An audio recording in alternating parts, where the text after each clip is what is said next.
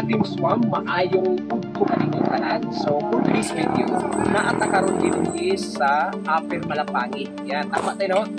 Upper Malapangi. Kung kay di-pa-check sa ato ang punong barangay karon ang pag-prepare sa pagbuho sa espalto dito sa Pilipinas. Yan. So, nakita nato nga preparation siya pagbuho sa espalto sa ato ang engineers.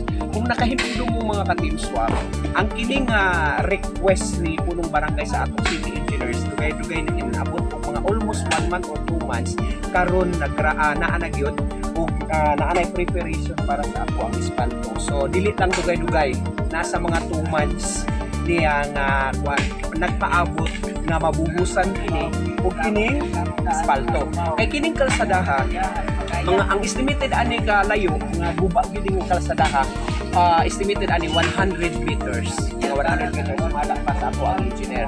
So karon ang kini manggod nga kalsada daghan na kay nagreklamo nga daghan kay madisgrasya dito nakita labi na og gabi wala pa gyud suga. Ug labi na og kunting ulan kining nakita mo baka mo na nga ang kining kalsada maguba gyud siya tungod kay ang tubig gikan sa taas diri gyud siya moagi, tama ba? Wala pang gyud siya kanal no sa pilid. So karon naay na magreklamo nga mga passers dinhi sa kinsa nga passers nga maglisod gyud silang agi dinhi kay lisod kay ang kalsada ang uban pag niini mga disgrasya pag yun.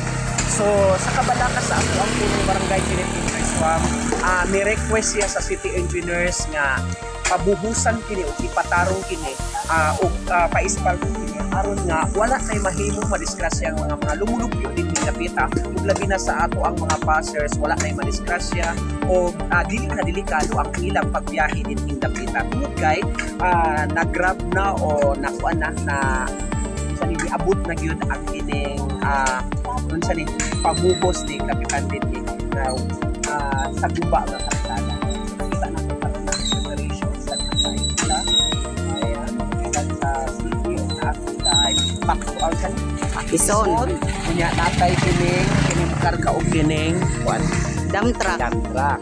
So mo ni siya kare. Siya ang team leader siya karon, so siya ang nag-manage karon dinhi para sa ato ang buhos preparation. So unsay dapat natong buhaton ani karon diri sir? So sa buhos lang gyud o siminto o espalto ang buhos? Espalto ang buhos ani. I-prepare niyo ron para so preparation lang siya para sa pagbuhos. So ang estimated na to ani sir, agi mga 100 meters daw paingon sa taas. So karon after sa preparation ani, magbuhos ni sa ugma kay lutuon pa manggod ang ang lutuon pa sa kapit lutuon malagos pa gyud humandal mo. Estimated nimo sir mga pila ka dump truck din ang pabuhos.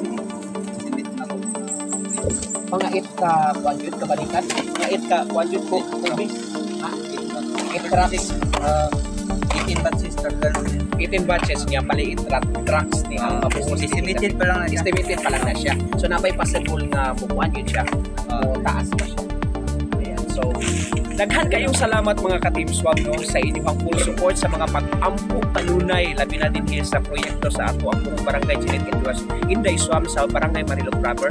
Daghan kayong salamat sa inyong full support sa mga prayers nga atuang mga aktibidad o atuang mga proyekto kanunay gyud nga magpadayon sa barangay Marilog Proper. O daghan po kayong salamat sir sa inyong full support po sa ato ang punong barangay. Labi na nga di-aksyonan nila dayon no labi na sa ato ang city engineers si